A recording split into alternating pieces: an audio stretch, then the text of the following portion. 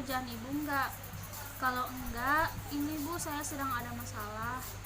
Karena ini saya kepikiran terus bu dan mengganggu kuliah saya juga. Jadinya saya perlu bantuan ibu untuk menyelesaikan permasalahan saya ini. Gimana ibu bisa atau enggak meluangkan waktu untuk saya?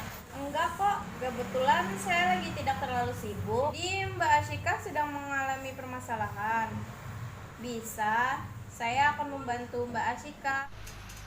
Cuman maaf bu, begini kendalanya, saya lagi nggak ada di Banjarmasin seperti itu.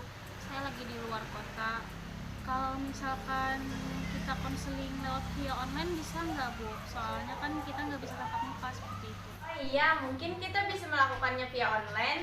Ya, misalnya lewat video call, biar kita bisa bertatapan muka walau beda tempat.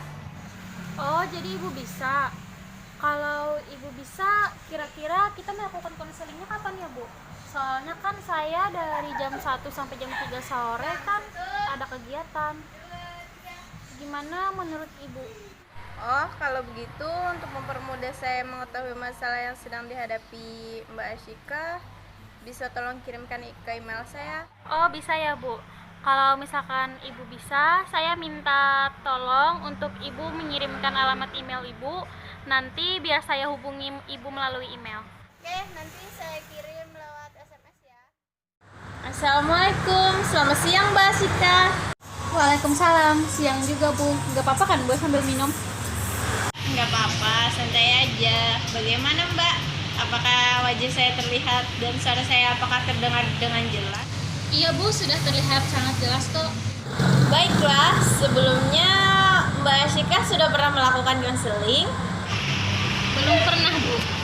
Jadi, konseling adalah proses bantuan yang dilakukan konselor kepada klien. Terus bagaimana mengenai informasi yang saya berikan kepada ibu? Apakah tidak akan bocor ke orang lain?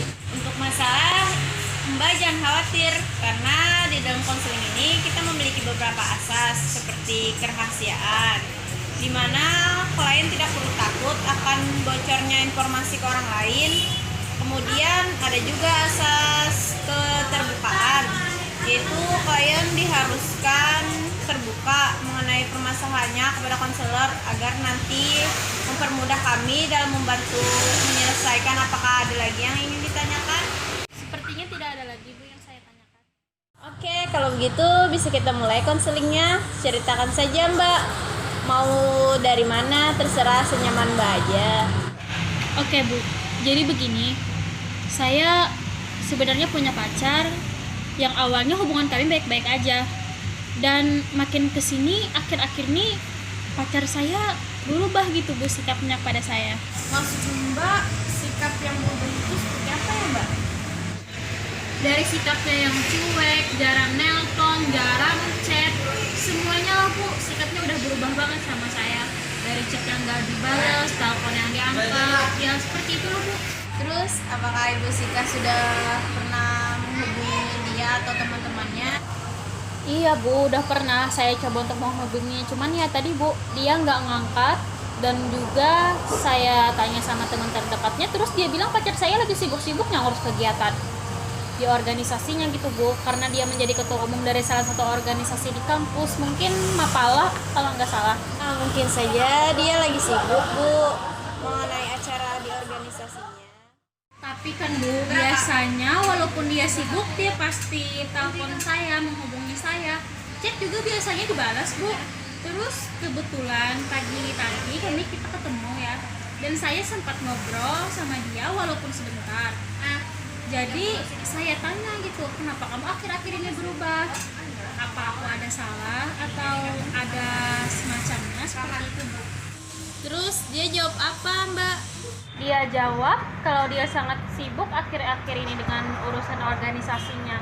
Dia bilang ke saya sebenarnya dia nggak suka sama saya karena saya terlalu posesif padanya, selalu negatif thinking duluan. Pokoknya dia bilang nggak suka deh, sebel aja gitu, setiap kali saya selalu pengen ikut kemana dia pergi, berasa diawas-awasin terus gitu bu. Kemudian apakah Mbak Syikah merasa seperti itu? Sebenarnya saya nggak merasa seperti itu bu, dan saya juga baru kepikir apa benar saya segitunya sama dia, posisinya sama dia seperti itu. Saya baru kepikiran sih semenjak dia berkata seperti itu. Terus Mbak Sika ingat melakukan hal apa sehingga pacar Mbak Sika berpikiran seperti itu? Oh iya Bu, saya ingat waktu itu pernah ada melaksanakan acara camping untuk organisasinya. Terus saya mau ikut, namun dia ngelarang gitu. Bisa saja dia nggak mau ajak Mbak itu, kan itu anggota organisasinya. Jadi apa yang membuat Mbak berpikiran kalau pacar Mbak itu akan godain cewek? Enggak sih Bu, saya tidak pernah bahas secara langsung. Tapi saya itu yakin banget Bu, karena teman saya pernah kejadian seperti itu waktu dulu. Pacarnya kan sama organisasinya dengan pacarnya, dan faktanya dia mengetahui secara langsung kalau pacarnya itu godain cewek lain. Kan cuma dugaan saja, Mbaknya aja belum pernah melihat secara langsung, kenapa bisa saya yakin itu Mbak? Iya juga sih Bu, tapi seperti yang saya bilang tadi, setiap kali saya mau ikut dia kemana aja, dia selalu menolak. Jadinya saya berpikiran seperti itu, ditambah lagi kan cerita teman saya tadi membuat saya makin berpikir dia itu macam-macam di belakang saya. Nah, mungkin dia nggak mau Mbaknya ikut itu, dia juga ingin menjaga privasinya. Gak semua hal harus diketahui Mbak. Dan dia pasti juga nggak enak sama teman-temannya di sana. Setiap jalan Mbaknya harus ikut. Dipikir-pikir ada benarnya juga sih Bu. Saya juga punya privasi sendiri seperti itu, dimana pacar saya nggak boleh tahu tentang itu.